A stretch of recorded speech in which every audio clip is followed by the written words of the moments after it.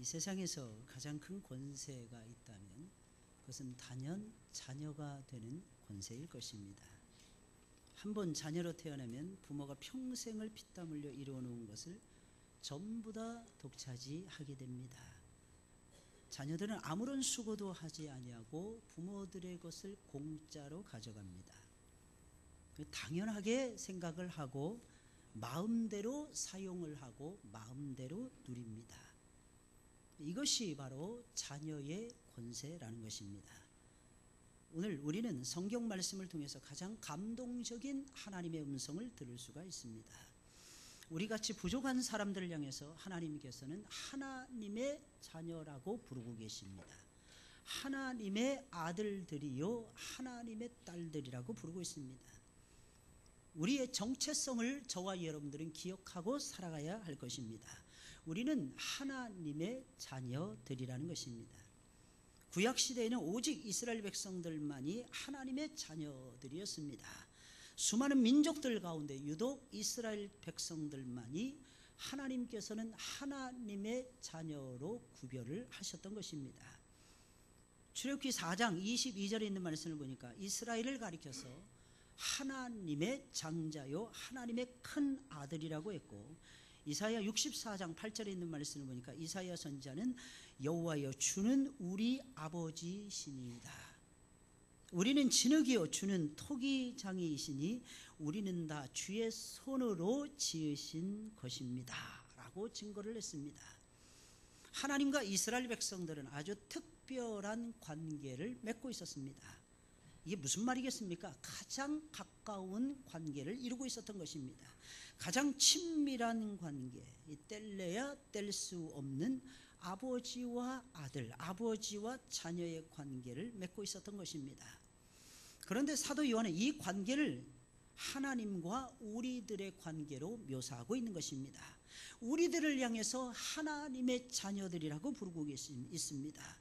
분명히 우리는 이스라엘 사람들이 아님에도 불구하고 하나님과 가장 가까운 관계를 이루는 하나님의 가족이며 하나님의 자녀들이라고 선포하고 있는 것입니다. 우리는 단순히 하나님을 믿고 하나님을 따라가는 사람들이 아닙니다. 우리는 하나님과 관계를 맺은 특별한 사람들이라는 것입니다. 하나님의 자녀가 된 사람들이라고 하는 사실입니다. 하나님의 자녀가 되어서 하나님을 믿는 사람들이라는 것입니다. 우리는 단순히 하나님의 종들이나 하나님의 일꾼들이 아닙니다. 우리는 하나님의 자녀가 된 일꾼들이고 우리는 하나님의 자녀가 된 종들인 것입니다. 따라서 우리는 단순히 복음의 종이 되어 섬기며 살 것이 아니라 하나님의 자녀된 신분적 변화를 의식을 하면서 복음의 나팔수들이 되고 온 세상을 향해서 하나님의 복음을 선포하면서 살아야 합니다. 하나님의 자녀로 살면서 복음을 선포하는 가장 멋지고 귀한 삶을 저와 여러분들이 살아가야 한다는 것입니다. 이유가 무엇이겠습니까? 예수님께서 그렇게 살다가 가셨어요. 모세는 하나님의 집의 종이었습니다. 모세는 하나님의 집의 사환이라고 했습니다. 그러나 예수님은 달랐습니다. 예수님은 하나님의 집의 아들이었더라고 하는 사실입니다. 사랑하는 여러분들, 여러분들은 하나님의 집의 가족들이라는 사실을 잊지 마시기를 예수님의 이름으로 축원을 드립니다. 뭐 조금 잘못하면 하나님께서 나를 인정해 주시지 않으면 어떡하지? 부모는요, 자식은 그렇게 생각을 합니다. 보통 그러잖아요. 한 명의 부모는 10명의 자식을 키울 수 있답니다. 근데 10명의 자식은요, 한 명의 부모를 공양을 못한다는 거 아니겠습니까? 참 신기해요. 그거 참 신기하지 않습니까? 우리는 하나님을 향해서 원망도 하고 불평도 해요. 하나님 마음에 들었다 안 들었다 합니다. 어떤 때는 삐지기도 합니다. 근데 하나님은 절대로 안 삐지십니다. 그냥 마음만 아파하시는 거예요. 우리가 잘못된 길을 걸어가면 하나님 마음만 아파하십니다. 너희가 내 마음을 아프게 했으니 내 마음이 아프도다. 예레미야의 말씀을 보니까 그런 구절이 있더라고요. 그런 구절이 있더라고요. 하나님의 마음을 아프게 해드리지 말고 하나님의 자식으로서 살아가시길 예수님의 이름으로 축원을 드립니다. 그러니까 특별한 관계죠. 특별한 관계. 우리는 이 세상 살아가는데 실력이 있으면 된다고 생각할 때 너무 많아요. 실력을 키워야 되겠다. 실력을 키워야 되겠다. 어떤 때는 우리가 힘이 모자란 것 같아, 힘을 키워야지. 얼굴이 좀 모자란 것 같아, 얼굴 성형도 하고 보톡스도 맞기도 하고, 몸이, 내 몸뚱아리가 잘못되어 있는 것 같아, 내 몸을 제대로 한번 가꾸어야지. 몸짱이 되려고 애를 씁니다. 그러나 사랑하는 여러분들, 이 세상에서 최고의 능력은 어디에서 나오느냐? 관계 속에서 나온다는 사실을 잊지 마시길 바랍니다. 그러니까 하나님과 나와의 관계, 그게 뭐예요? 내가 하나님의 자녀라는 거예요. 요한복음 1장에서 사도 요한은 선포하는 것입니다. 우리가 하나님의 자녀로서 살아가야 된다, 이것을 선포하고 있는 거예요. 하나님은 살아계신, 예수님은 하나님이시라는 것입니다. 예수님은 이 세상의 빛이시라는 것입니다. 그 빛을 영접하는 자들은 하나님의 자녀가 된다고 하는 사실입니다. 그러면 하나님의 자녀들은 어떤 사람들입니까? 여러분들, 하나님의 자녀들을 오늘 성경은 우리들에게 묘사를 해주고 있는 거예요. 그러니까 내 모습이 어떤 자녀로 지금 살아가고 있는지, 예수님이 묘사해 주는 하나님의 자녀의 모습을 내가 가지고 있는지, 오늘 말씀을 들으시면서 여러분들 자신들을 한번 살펴보시기를 예수님의 이름으로 축원을 드립니다. 여러분, 하나님의 자녀들은 어떤 사람들입니까? 첫째로 아주 특별한 사람들입니다. 하나님의 자녀들은 하나님께로서 난 자들인데 특별한 은총을 받은 특별한 사람들이라고 하는 사실입니다. 그게 바로 하나님의 자녀들이에요. 오늘 본문 13절에 있는 말씀입니다. 우리 다 같이 읽어볼까요? 시작. 오직 하나님께로서 난 자들이니라. 여러분, 하나님의 자녀가 되려면 반드시 거쳐야 되는 과정이 있어요. 여러분, 그것이 무엇입니까? 하나님에 의해서 반드시 태어나야만 되더라는 것입니다. 그것도 다시 태어나야만 되더라는 것입니다. 이 세상에 살고 있는 동안에 하나님에 의해서 반드시 저와 여러분들이 거듭나야만이 하나님의 자녀가 될 수 있다는 것입니다. 그렇다면 하나님의 자녀들이란 어떤 사람들입니까? 하나님에 의해서 다시 태어난 사람들이라는 것입니다. 하나님에 의해서 거듭난 사람들이라고 하는 사실입니다.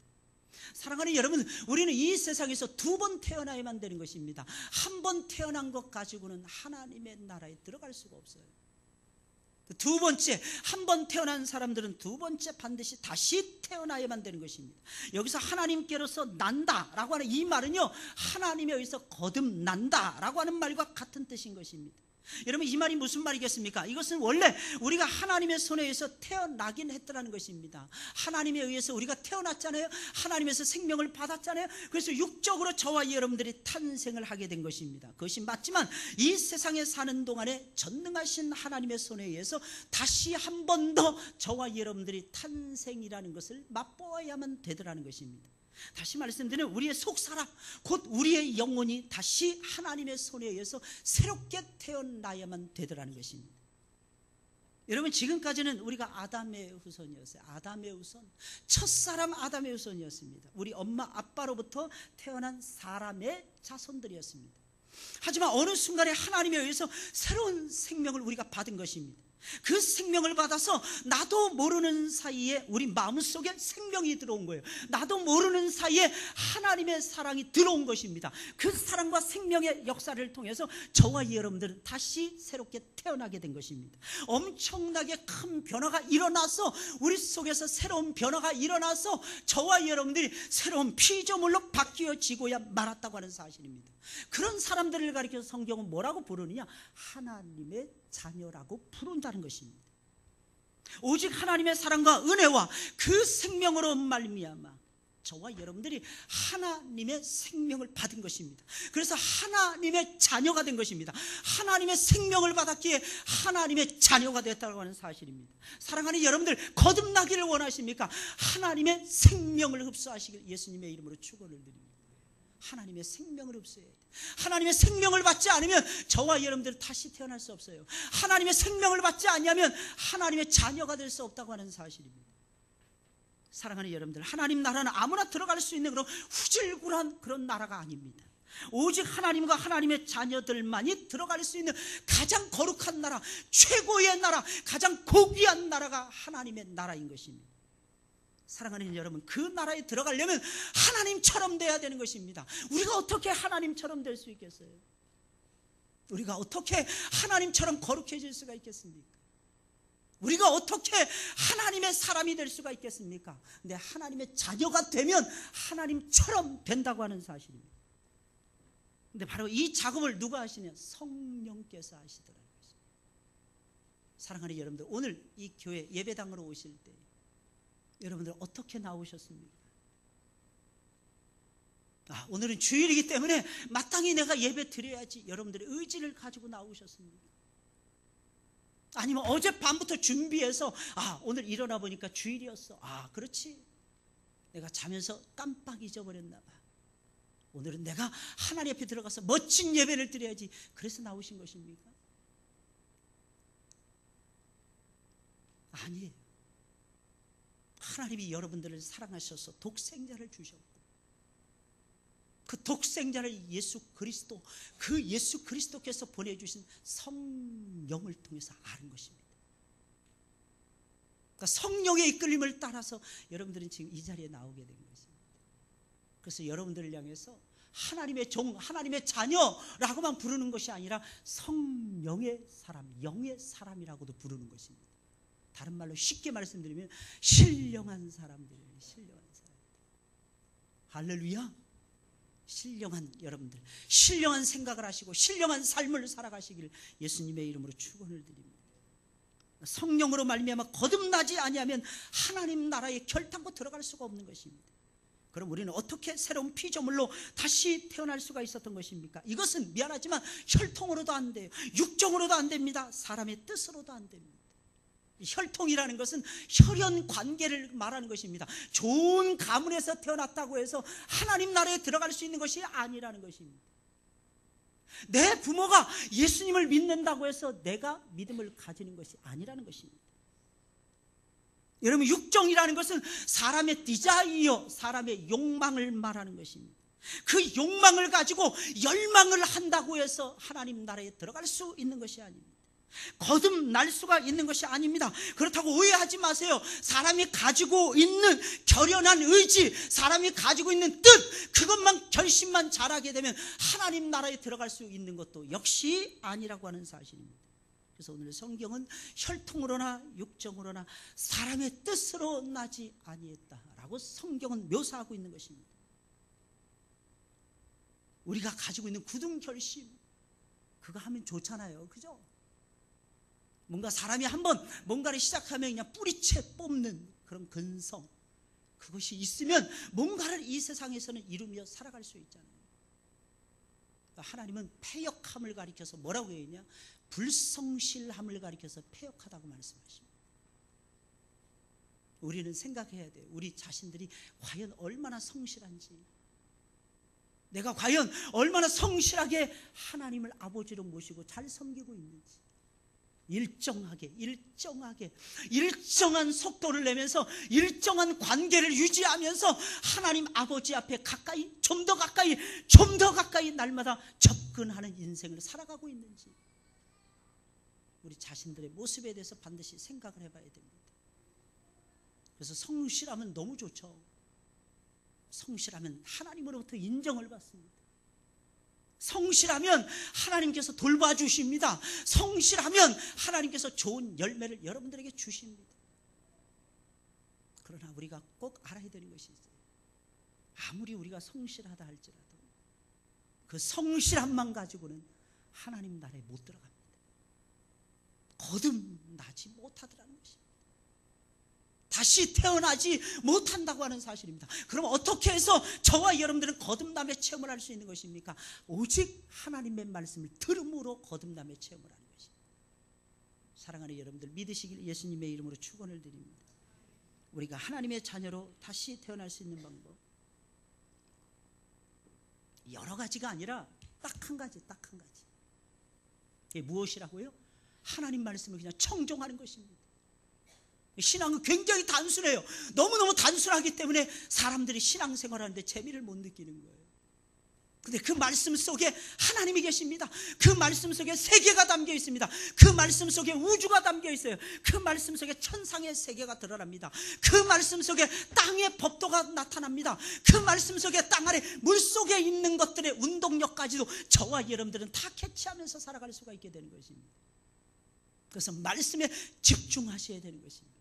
신앙은 딱 한 가지, 오직 하나님의 말씀에 집중하는 것입니다. 하나님의 말씀을 귀담아 듣는 것입니다. 놀라운 사실, 그때 비로소 성령께서 역사하신다는 거예요. 나도 모르는 사이에 성령께서 내 안에 들어오십니다. 그리고 말씀을 청종하게끔 만드는 거예요. 하나님 말씀에 순종하게끔 만드는 거예요. 하나님 말씀 따라가도록 만드는 것입니다. 하나님 말씀대로 살 수 있도록 만들어버리는 것입니다. 할렐루야. 그래서 거듭남의 진정한 체험을 하는 사람들 보면 하나님 말씀하면 헐떡거리면, 목마른 사슴이 하나님 말씀을 듣는 것처럼, 목마른 사슴이 물을 마시는 것처럼 하나님 말씀에 대해서 헐떡거리면서 하나님 말씀을 듣게 된다는 거예요. 정말 놀라운 역사죠. 원래 우리는 하나님 말씀하고 상관없이 살기를 좋아하던 사람들이에요. 시편 2편에 있는 말씀을 보니까 하나님의 말씀이 사슬이요 결박이라 그랬어요. 보통 은혜 받았다 그러잖아요. 은혜 받았다 그러잖아요. 작은 일에 감동받고. 제가 지난 목요일 날 유정필 테너의 콘서트를 갔다 왔어요. 여러분들도 간혹가다 좀 문화생활을 좀 해보시기 바랍니다. 저도 오랜만에 갔는데, 참 오랜만에 갔는데, 예술의 전당이라고 하는 것에 처음 생겼을 때 가고, 그리고 거의 한 20년 만에 처음이었던 것 같아요. 제가 학생 때, 대학생 때 예술의 전당이 생겼어요. 20여 년 전에. 그때는 그냥 막 여기저기 막 독창회, 연주회, 뭐 심지어는 국악 연주회 뭐 이런 데까지도 가봤던 것으로 기억이 납니다. 저는 음악을 잘 모르는 사람인데 이상하게 음악을 들으면 거기에 이렇게 빨려 들어가게 돼요. 그래서 저는 멈춰서서 음악을 들으면 너무 좋은 게 있어요. 일상의 모든 것을 다 멈추고 내 자신을 하나님 앞에서 생각할 수 있는 시간을 주시더라고요. 너무 시간이 없으니까 저 클래식 좋아하는데 클래식도 요즘에 못 들었어요. 그러다 오랜만에 찬양 부르면서 그 노래하는 그 노래를 듣는데 제 영혼이 정화되는 것 같은 느낌 받았어요. 딱 멈추는 거예요. 제 영혼이 딱 멈추는 거예요. 내가 어디쯤 가고 있는가? 하나님의 말씀을 어떻게 선포할 것인가? 여러 가지 묵상하면서 여러 가지를 막 생각할 수 있는 2시간의 시간이었습니다. 얼마나 감동적이었는지 몰라요. 그러나 거기서요. 여러분, 세상의 모든 음악이라는 이런 것은 거기까지인 것입니다. 하나님 말씀은 달라요. 하나님 말씀은 하나님께서 연주해 가십니다. 내 마음을 새롭게 만듭니다. 내 정신이 번쩍 들게 만듭니다. 내 마음을 뜨겁게 만듭니다. 내 몸을 살려놓고야 맙니다. 내 인생을 다시 시작할 수 있도록 하나님께서 연주해 가시는 시간이 하나님의 말씀을 듣는 시간이라고 하는 사실입니다. 그게 얼마나 좋은지 몰라요. 얼마나 좋은지. 한 번쯤 멈추어 서서 하나님의 음성에 제발 귀를 기울여 보세요. 내가 잘 믿고 있는가? 내가 하나님을 이전보다도 더욱 사랑하고 있는가? 물밀듯이 몰려오는 여러 가지 문제와 시시각각으로 내 영혼을 집어삼킬 것 같은 마귀의 권세 앞에서 내가 어떤 모습으로 지금 현재 서 있는가? 재미난 것은 하나님 말씀 듣게 되다 보면요, 여러분들의 영혼이 살아난다는 것입니다. 어떤 때는 이해 못해요. 오해하지 마세요. 신앙은요, 모든 것을 알고 모든 것을 이해한 다음에 믿는 것이 아닙니다. 먼저 믿는 거예요. 믿어버리는 것입니다. 믿음 바라는 것들의 실상이요, 보지 못하는 것들의 증거라 그랬잖아요. 안 들려요. 안 들려. 이해할 수 없어요. 그럼에도 불구하고 내 영혼이 살아나는 걸 어쩌란 말입니까? 내가 잘못 살아온 것 같아. 내가 이 한 가지만큼을 단단히 붙들고 내가 살아왔구나. 내가 앞으로는 어떻게 하나님을 믿을 것인가? 마음을 다해야 될 것인가? 성품을 다해야 될 것인가? 내 지성을 다해야 될 것인가? 하나님 말씀 듣다 보면 하나님께서 깨달아 알 수 있도록 역사를 해 주신다는 것입니다. 여러분, 유럽 지역에서 최초로 예수님을 믿은 사람은 빌립보 성의 자주장사 루디아라고 하는 여인이었어요. 이 여인은 선교사 바울이 강가에서 설교를 할 때에 바울의 말씀에 귀를 기울였을 뿐입니다. 그런데 그가 하나님의 살아있는 말씀을 들을 때에 성령께서 역사하신 거예요.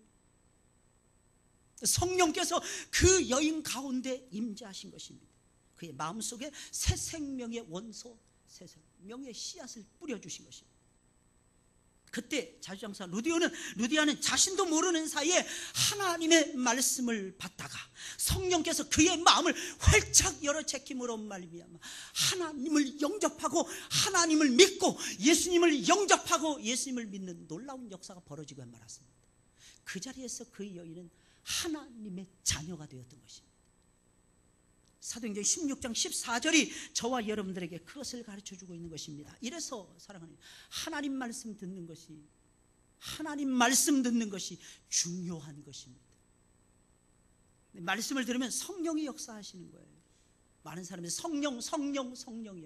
성령께서 나와 함께 하시고 성령께서 나를 도와주시고 성령께서 나에게 새 힘을 주시고 새로운 지혜를 주시고 새로운 삶을 살아갈 수 있도록 성령께서 역사해 주시면 좋겠다. 그런데 이상하게 말씀을 듣는 것은 소홀히 하는 거예요. 하나님 말씀 읽는 것도 소홀히 하는 것입니다. 그러면서 믿음이 없다고 탄식을 하고 그러면서 나는 왜 이 세상을 살아가면서 믿음으로 못 살고 있지? 성령께서는 역사할 수 있는 씨앗이 있어야 돼요. 원소가 있어야 되는 거예요. 장작이 있어야 되는 것입니다. 성령은 불이거든요. 그 불은 그냥 와서 떨어지는 것이 아니라 말씀이라고 하는 장작을 매개로 해서 떨어진다는 거예요. 말씀이 있어야 되는 거예요. 말씀을 들으셔야 되는 것입니다. 어떻게 해서라도 마음을 찢어서라도 하나님 말씀을 들으셔야 되는 거예요. 그러면 성령께서 우리 안에 들어오시 역사하시는 거예요. 그 찬란한 역사. 그냥 막 눈이 번쩍번쩍 뜨이는 거예요. 가슴이 막 벌렁벌렁 거리는 것입니다. 손과 발이 자동적으로 성령께서 역사하시면 막 움직여지기 시작을 합니다. 그런데 이 중심에는 뭐가 있냐? 하나님의 말씀이 있다는 사실. 그래서 말씀 충만을 가리켜서 뭐라고 불러요? 성령 충만이라고 부르는 것입니다. 말씀이 충만해지잖아요. 성령이 충만해지는 거예요. 그래서 신방, 요즘에 대신방을 하고 있는데 제가 너무 많이 은혜를 받아요. 예배 시간에 잘 졸고 있고 그래서 말씀 안 사모하는 줄 알았어요. 그런데 가서 보니까 전혀 아니에요. 제가 목사님 약을 많이 먹어서 졸았어요. 죄송합니다. 물어보지도 않았는데. 말씀에 대한 갈망. 그래서 설교하는데 너무 쉬워요. 힘이 하나도 안 들어요. 왜? 말씀에 대한 그 갈망하는 마음이 눈에서 막 느껴지니까. 마음을 활짝 열고 목사님 말씀해 주세요. 하나님의 말씀을 듣고 싶습니다. 생생하게 느껴져요. 그 다음 날에도 벌떡 일어나요. 그 다음 날에도 피곤해서 벌떡. 하나님이 역시 살아계십니다. 그리고 우리가 믿는 하나님은 가만히 꿀먹은 벙어리, 가만히 계시는 하나님이 아니라 침묵하시는 하나님이 아니라 말씀하시는 하나님이십니다. 할렐루야. 하나님 말씀하시는, 참으로 신비스럽지 않습니까? 하나님의 자녀가 되는 비결 세 가지를 통해서 나타나는 거예요. 성령의 역사, 말씀에 대한 청종, 말씀에 대한 역사, 말씀에 대한 들려짐의 역사, 그리고 우리의 청종의 역사, 이 세 가지를 통해서 저와 여러분들은 거듭남의 체험을 하며 하나님의 자녀로 대변신을 하게 되는 것입니다. 이게 달라지는 거죠. 할렐루야. 이런 모습을 여러분들이 띄시기를 예수님의 이름으로 축원을 드립니다. 성령께서 함께 하시며 말씀을 들려주시고, 말씀을 들려주실 때 그 말씀에 저와 여러분들이 헐떡헐떡거리면서 청종해 가는 그 놀라운 역사를 통해서 우리는 하나님의 자녀로 새롭게 거듭나게 되는 것입니다. 두 번째로, 하나님의 자녀들은 어떤 사람들입니까? 예수님을 믿는 고귀한 사람들입니다. 거듭난 사람들에게는 특징이 있어요. 여러분, 그것이 무엇입니까? 여러분, 거듭난 사람인지 아닌지 따지는 것은 그다지 어렵지가 않습니다. 왜냐하면 그 증거가 바로바로 나타나기 때문입니다. 가장 먼저 나타나는 것이 무엇입니까? 예수님을 정확하게 알아봐요. 이 거듭난 사람들, 하나님의 자녀들은 예수님을 정확하게 알아봐요. 왜? 예수님이 우리의 아버지가 되시니까, 영존하시는 아버지가 되시니까, 예수님이 우리의 목자가 되시니까, 우리는 그분의 양떼들이니까 그분의 음성을 딱 듣고 예수님이구나, 예수님을 알아보는 것입니다. 그리고 예수님에 대한 지식을 넓혀갑니다. 예수님을 구주로 영접을 합니다. 그리고 마지막에는 예수님의 이름을 믿어버리는 것입니다. 나는 예수님을 믿어요. 그 사람이 하나님의 자녀인지 아닌지 결정적인 증거 아주 간단합니다. 믿느냐 믿지 않느냐 거기에 달려요. 예수님을 믿느냐 믿지 않느냐. 믿는 자는 하나님의 자녀입니다. 안 믿는 사람 미안하지만 교회를 1000년을 왔다 갔다 한다 할지라도 그 사람은 하나님의 자녀가 아닌 것입니다. 사랑하는 여러분들은 예수님을 믿습니까? 여러분들은 예수님을 믿으십니까? 그렇다면 여러분들은 하나님의 자녀라고 말씀드릴 수가 있는 것입니다. 거듭나지 못했을 때는 예수님을 그저 성자 중에 한 사람 이렇게 생각을 했어요. 인류의 선생 정도로 예수님을 바라봅니다. 하지만 거듭나면 달라져요. 예수님 딱 보고 예수님은 하나님의 아들이라는 것이 느껴지는 거예요. 주는 그리스도시요 살아계신 하나님의 아들이십니다. 게다가 나의 죄를 위해서 십자가 위에서 달려 죽으신 분이라는 것이 느껴지는 거예요. 죽으신 지 사흘 만에 부활하셔서 우리에게 새로운 생명, 영원한 생명, 부활의 생명을 안겨주시는 부활의 주님이라는 것이 믿어지더라고 하는 사실입니다. 그런 사람들은 의식하거나 무의식 중에서나든지 항상 예수님을 바라보면서 예수님에게 이렇게 말을 합니다. 오 나의 주여. 예수님을 향해서 이렇게 말을 하는 것입니다. 오 나의 주여, 나를 위해서 돌아가신 나의 구세주여, 나의 하나님이시여. 예수님을 향해서 그렇게 부를 수밖에 없다고 하는 사실입니다. 여러분, 하나님의 자녀들은 다릅니다. 육체를 가지고 이 땅에 내려오신 예수님을 알아봅니다. 그 예수님이 창조주 하나님이라는 것을 믿습니다.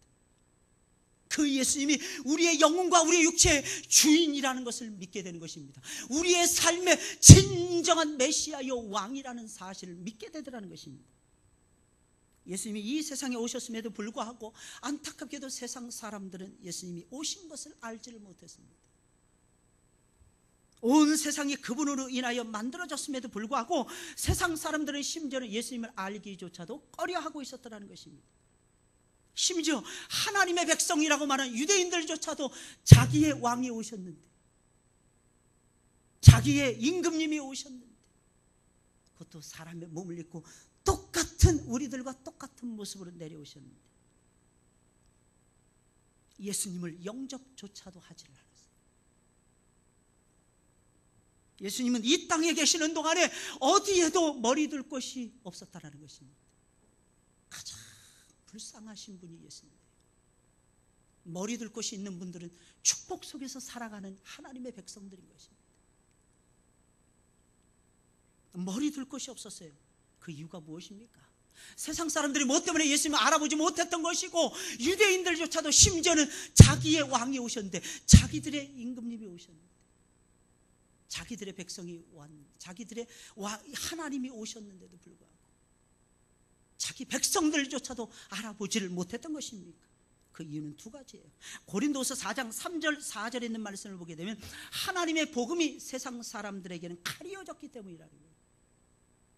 복음을 통해서, 말씀을 통해서 우리가 거듭날 수 있고, 말씀을 통해서 하나님을 만날 수 있는데, 이 말씀이 세상 사람들에게는 가려져 있는 것입니다. 그래서 무조건 오해하지 마세요. 설교 말씀을 다 이해할 수 있는 것이 아닙니다. 어떤 사람에게는 가려져 있어요. 어떤 사람들이 이해하지 못하는 사람들이 있다고 하는 사실입니다. 근데 꼭 기억하세요. 이해하는 사람들이 있다는 것을 아셔야 돼요. 하나님 말씀 헐떡헐떡거리면서 마치 음식 먹듯이, 새끼밥을 먹듯이 항상 예배를 드려야만이 직성이 풀리는 하나님의 사람들이 있다는 것입니다. 예수님이 거의 비유로 말씀하십니다. 제자들이 알지 못했을 정도로. 마지막 끝에 제자들이 창피하니까 예수님에게 물어보는 것입니다. 예수님, 오늘 말씀이 무슨 뜻입니까? 사람들이 많은 곳에서 물어보면 창피하니까. 그러나 사랑하는 여러분들이 그 모르는 것을 부끄러워하지 마시길 바랍니다. 늘 말씀드렸죠. 아는 것을 안다고 하고 모르는 것을 모른다고 하는 것이 뭐라 그랬어요? 아는 것이니라. 모르는 것이 부끄러운 것이 아니라 모르고 있음에도 불구하고 알려고 하지 않는 것이 부끄러운 것입니다. 우리는 하나님을 아는 고상한 지식으로 우리의 영혼을 막 채워가야 돼요. 이전의 말씀을 들어봤어야지. 하나님 말씀 앞에 어떤 반응을 보여야 되는지 알아야지. 모르는 거예요. 그래서 하나님 말씀에 대한 올바른 반응을 못 보이는 것입니다. 어떻게 말씀을 들어야 되는지, 마음문을 열어야 되는지, 말씀을 듣기 전에 기도를 꼭 해야 되는지, 왜 기도를 해야만 되는지 아무것도 모른 채 하나님 말씀을 듣는 것입니다. 그저 예배당에만 오면 하나님의 말씀이 들려지는 줄 아는 것입니다. 아니에요. 내 자신이 준비해야 되는 것입니다. 부패한 내 마음을 내려놔야 되는 것입니다. 가증스러운 내 마음을 내려놓아야만 되는 것입니다. 거짓으로 물들어 있는 내 심령을 하나님 앞에 다 회개하면서 내려놓아야만 되는 것입니다. 거기에 성령께서 역사를 하시는 것이고, 그랬을 때 하나님의 음성이 들려지게 되는 것입니다. 공짜가 없어요. 공짜가 없어요. 준비하지 않으면 하나님의 말씀을 들을 수가 없는 것입니다. 두 번째는 이 세상 신이 마귀가 방해 공작을 하고 있기 때문에 말씀을 듣는데, 야, 네 지식하고 다르지? 네가 지금까지 알고 있었던 거하고 다르지 않아? 다른 것은 틀린 것이 아닙니다. 다른 것은 오히려 새로운 것이 될 수도 있습니다. 요즘 벤처 합니다. 이유가 무엇이겠습니까? 반드시 모험을 해야만이 뭔가 새로운 것을 얻을 수 있다는 거 아니겠습니까? 다르니까 틀렸다고 마귀가 생각하게 하는 거예요. 자기가 알고, 미안합니다, 자기가 하나님을 알면 얼마나 한다고, 자기가 지금까지 살아오면서 하나님의 역사를 깨달았으면 얼마나 보고 얼마나 깨달았다고. 하나님은 늘 우리의 마음속에 새로운 신앙의 파장을 일으키시는 위대하신 군주이십니다. 새로운 신앙의 파장, 그리고 새로운 세계로 우리를 이끌어 가십니다. 그리고 그 신세계에서 하나님을 영접하고 하나님의 역사를 체험을 하고 새로운 역사 가운데서 새로운 인생, 새로운 삶을 살아가길 하나님께서 우리에게 늘 도전하시는 위대하신 하나님이세요. 내가 읽은 것, 내가 하는 것이 전부라고 착각을 하게 만들어요. 아, 저건 틀린 거야. 히브리서 6장에 있는 말씀, 너희는 신앙의 초보를 버리고 보다 완전한 대로 나아갈지니라. 초보가 뭐예요? 초보, 기본적인 신앙에 관련된 교리들을 얘기하는 것입니다. 우리 장로교인들의, 우리 한국 특히 장로교인들의 맹점 중에 하나 무엇인 줄 아십니까? 자기가 알고 있는 교리 속에 자기를 가두는 것입니다. 그 교리가 나를 든든하게 세워줍니다. 맞는 얘기예요.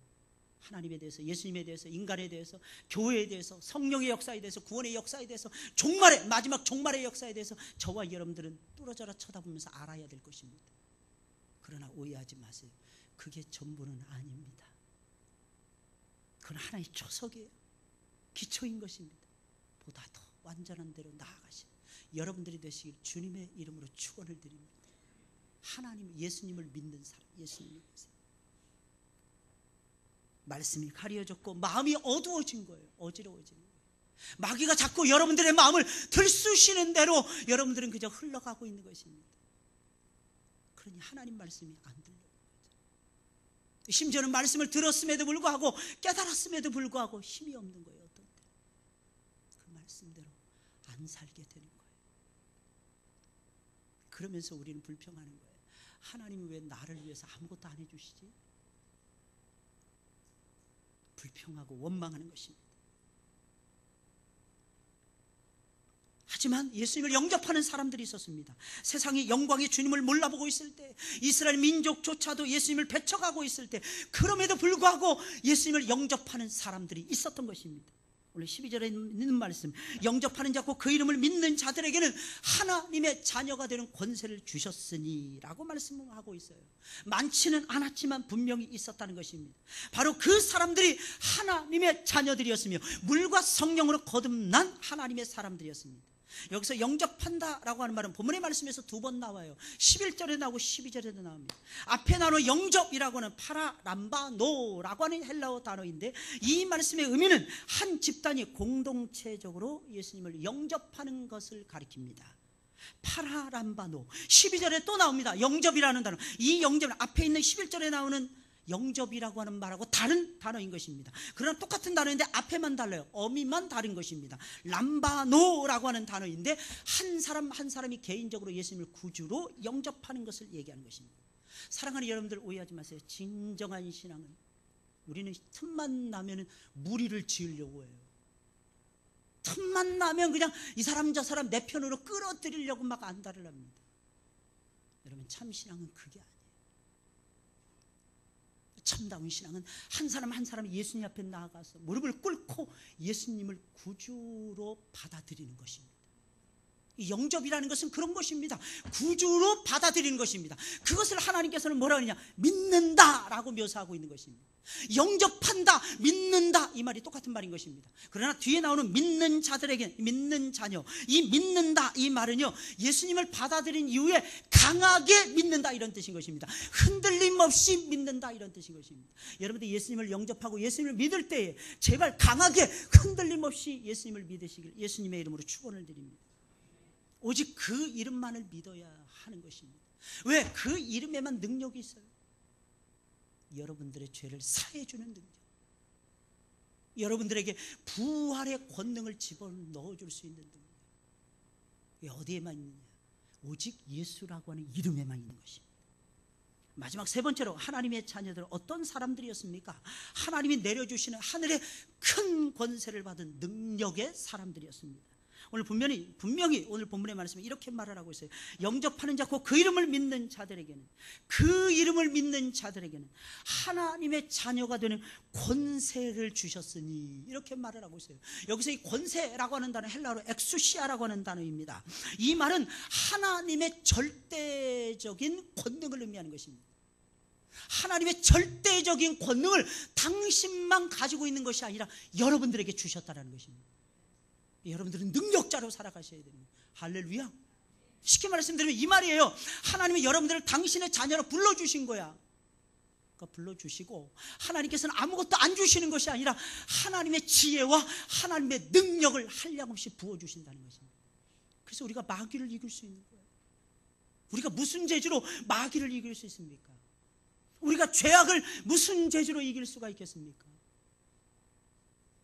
흔들리고 시험에 잠겨 있을 때 우리가 시험에서 어떻게 우리가 벗어날 수가 있겠습니까? 하나님이 여러분들에게 능력을 주시기 때문에,